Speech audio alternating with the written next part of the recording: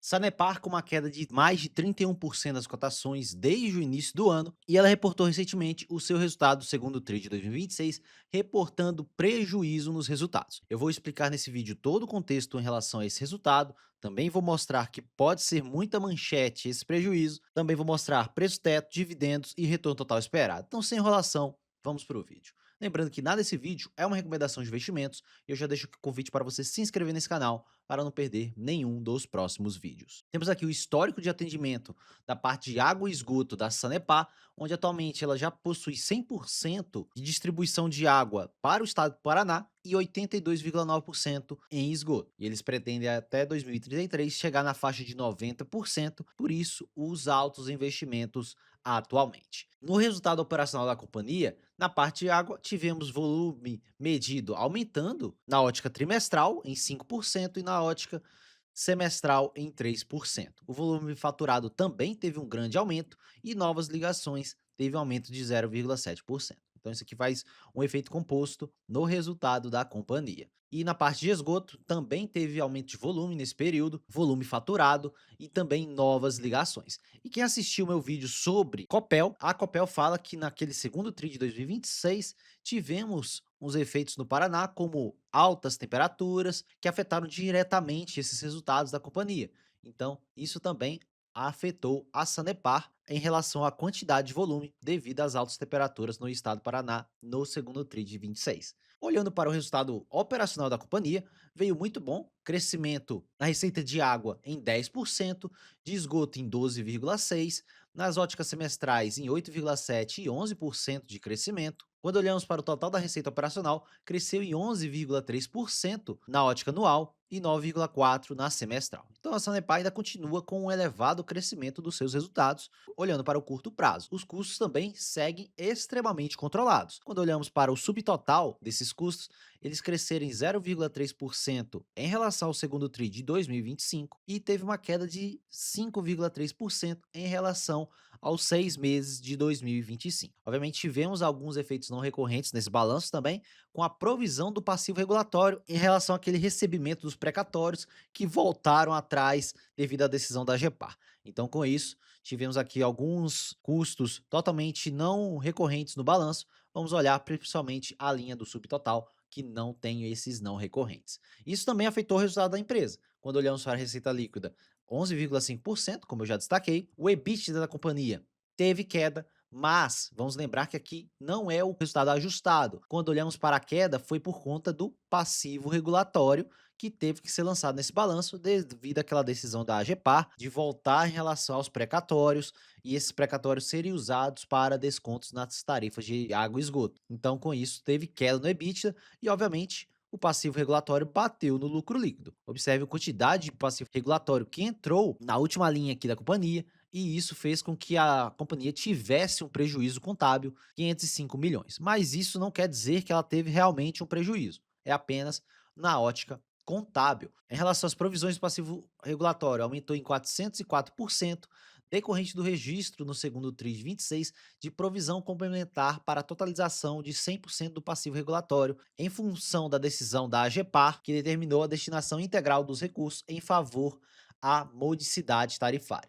Então, por isso que esses passivos foram lançados no balanço e teve esse prejuízo contábil, mas não foi realmente um prejuízo, porque quando olhamos para a parte ajustada, o EBITDA cresceu em 21% em relação ao ano passado, com margem EBITDA também crescendo, principalmente influenciado por aquele aumento de receitas que eu comentei anteriormente e a redução de custos também, que veio muito bom no balanço da companhia, e o lucro aumentou em 19,8% em relação ao ano passado. Então, com a margem líquida de 23%, aumentando em relação ao outro trimestre. E isso foi limpando todo aquele problema que estava no balanço, que não tinha realmente um efeito caixa no curto prazo para a empresa. Ela recebeu esse precatório no ano passado, colocou no balanço, fez efeitos não recorrentes naquele balanço, e agora ela está retirando. Quando olhamos para o balanço limpo, a empresa teve sim um crescimento de lucratividade.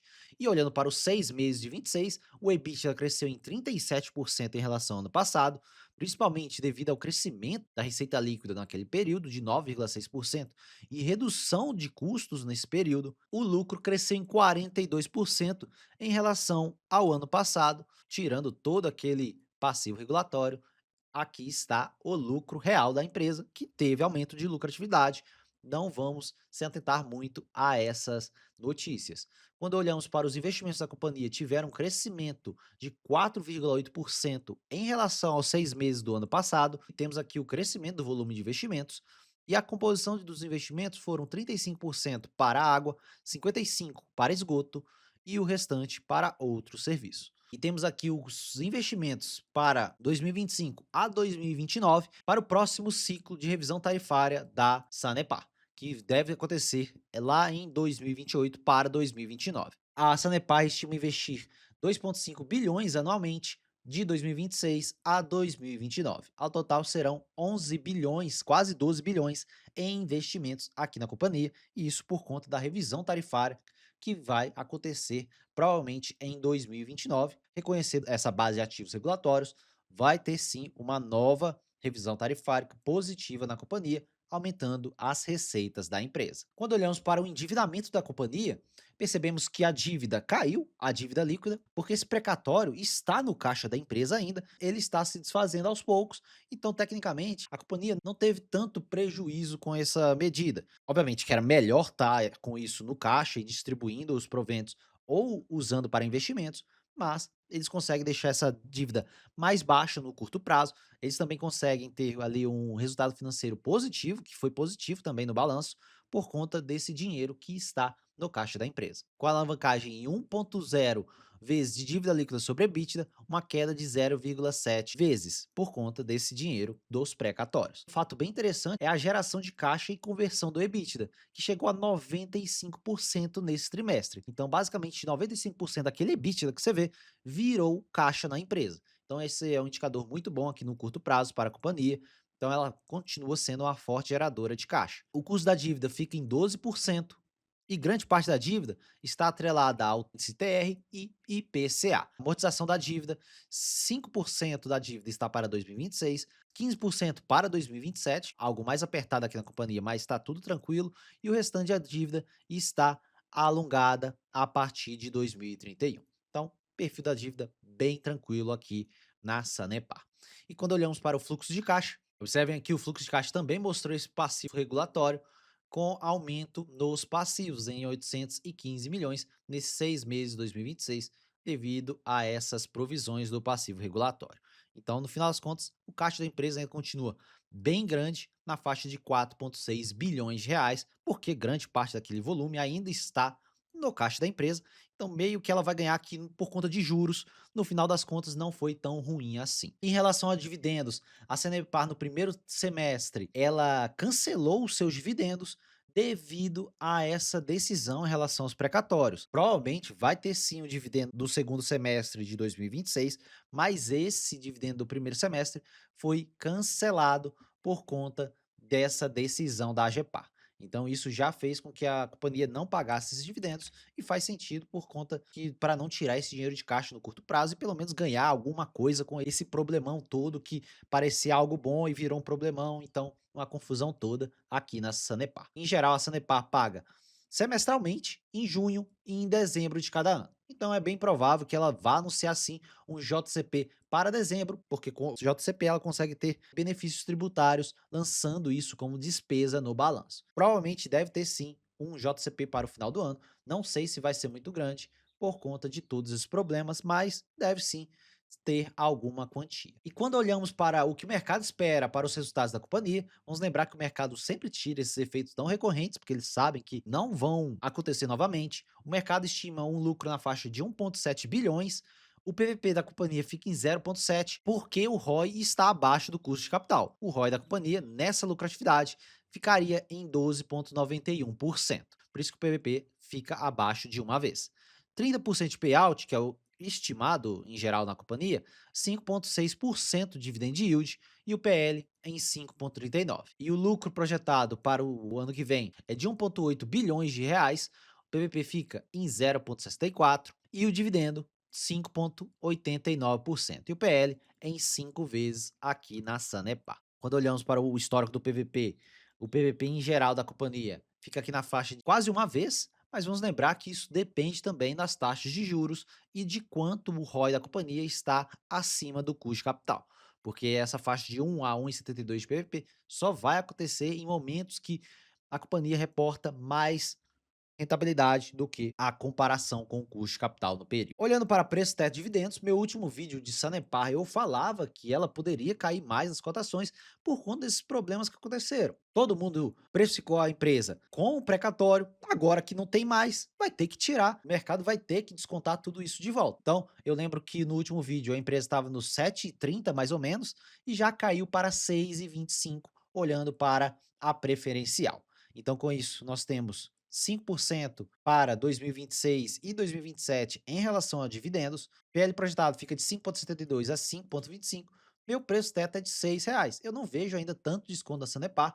Eu espero que o mercado bata um pouco mais nela para mostrar mais oportunidades. E a Sanepar com final 11, preço teto de R$ 30, 5% de margem de segurança negativo, que ela é um pouco mais cara que a preferencial. Isso tudo com payout de 30%. E na ótica do retorno total esperado, a Sanepar continua com uma taxa de crescimento bem substancial na faixa de 10%. E vamos ter uma revisão das tarifas dela para 2028 a 2029. Então, isso vai também incrementar ainda mais os resultados da companhia. Multiplicando o dividendo pela taxa de crescimento, nós temos um retorno total nominal na faixa de 16% aproximadamente, tirando 6% de inflação, IPCA mais 9,21, a IPCA mais 9,70. Vocês podem ver que não tem tanto prêmio de risco em relação aos títulos públicos. Por isso que minha margem de segurança ainda segue negativa, mesmo nesses preços de 6,25. Eu, pessoalmente, gosto que tenha pelo menos mais de 2% de prêmio de risco em relação aos títulos públicos do governo quando você está investindo em renda variável. Eu exijo mais margem de segurança para esse tipo de investimento, principalmente se ela decepcionar na taxa de crescimento. Eu espero aqui um prêmio de risco na faixa de 4% aproximadamente. Eu teria bem mais margem de segurança para uma ocasional decepção dos resultados da companhia. E olhando a parte gráfica da companhia, eu já falava nos últimos vídeos que esse gráfico estava muito feio aqui na Sanepar, principalmente devido a essa falha de topo que aconteceu aqui na companhia. Então ela falhou no 1,61% nesse rompimento desse canal, que vinha há bastante tempo, desde 2023, e recentemente ele rompeu esse canal abaixo e provavelmente eu acredito que o mercado pode jogar ela para os 5,60 mais aqui abaixo. E quando olhamos para o gráfico semanal, observem que seria bem perto da média móvel de 200. Eu acredito que esse movimento de queda pode continuar no papel. Obviamente, dá para o mercado jogar ela de volta para o canal e depois fazer esse movimento, não quer dizer que vai acontecer agora, mas existe essa possibilidade. Seria quase uma formação de ombro, cabeça a ombro aqui no papel, que realmente jogaria ele para esses níveis de preços aqui na faixa de R$ 5. Na visão gráfica, é a possibilidade aqui no papel e realmente pode acontecer devido a esse prêmio de risco muito baixo no curto prazo, porque o mercado precificava o precatório, não veio, não teve dividendo extraordinário, não teve nada disso, vai ter que voltar atrás jogando papel para baixo. É isso, pessoal. Uma análise completa do resultado da companhia. Eu, pessoalmente, achei um resultado bom, mesmo com todos esses problemas por conta dos precatórios que eu já falava no último vídeo que isso ia acontecer, ela ia ter que lançar no balanço. Comenta aqui embaixo se você tem Sanepar na sua carteira, se você esperava esse dividendo extraordinário. Eu sei que isso decepcionou muita gente, mas acontece. Isso é renda variável, não tem como garantir nada, por isso que tem que ter cuidado com essa euforia de mercado, principalmente em relação a itens extraordinários em resultado. Então já deixa seu comentário em relação à empresa, se você comprou, se você vendeu, o que você fez com suas ações. Eu não tenho Sanepar, eu não tenho nenhuma empresa de saneamento na minha carteira, mas dependendo do preço, pode ser que no futuro eu coloque ou Sanepar ou Sabesp na minha carteira. Depois eu vou trazer também o vídeo de Sabesp aqui no canal. Já deixa o like nesse vídeo, que ajuda muito na divulgação do vídeo e faz o YouTube entregar mais vídeos meus para você. E também se inscreva nesse canal para você não perder nenhum dos novos vídeos. E se você tiver interesse de vídeos exclusivos e uma planilha com preço teto e retorno esperado, seja membro aqui do canal para ter acesso a esses benefícios. Meu nome é Thiago Cardoso, te vejo no próximo vídeo.